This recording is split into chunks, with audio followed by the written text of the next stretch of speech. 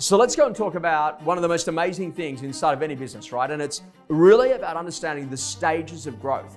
And we all know what it's like in the startup phase. We're all excited, we're energized.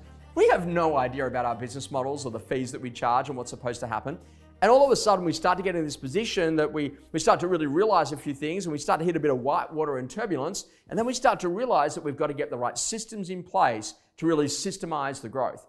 And then we get to this point that ultimately it's just smooth sailing. We've got a good business. We know we do this, we get that. We do this, we get that. We do this, we get that. And that's what you got to start to think about, is that when you get to that level of predictable success, you can't just take your eye off the ball, because before you know it, you're actually in a position that all of a sudden you're in a rut and you're wondering whether or not it's the market or someone else. And then you blame everyone else for your complete lack of success. The reality of it is that a business can stay in predictable success by working great systems and by renewing talent. And every single person that works inside of your organization is another day closer to leaving the business. And so what you got to realize, that I can guarantee you that as a business owner, that you will even exit your own business. So if that's naturally the case, you want to be growing great people. You want to be thinking about great systems. You really want to be starting to think about the vision for your future of what the business actually looks like.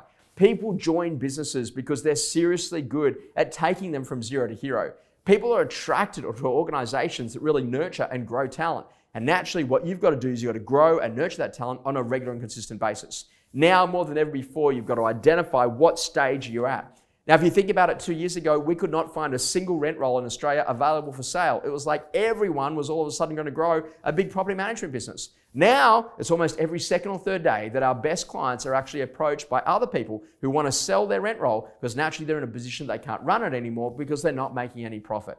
You see, profit is not an option. It's absolutely a requirement. And what our best businesses do is they have a look at their revenue and their expenses, and they naturally want their revenue to be above their expenses. And naturally, they actually put their profit above their expenses and then say that's the revenue number that we need to hit. So they get a higher break-even point because the profit is already factored in.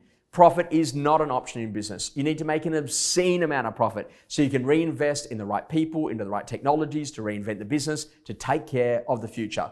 So now, more than ever before, what stage of business are you at, and what do you need to do to get back to predictable success? Is it about raising fees? Is it about recruiting better salespeople? Is it about growing new talent? Because you either build it or you buy it. And if you build it, you've got better quality talent that naturally really understands the whole function of what your business does and keeps you extremely profitable.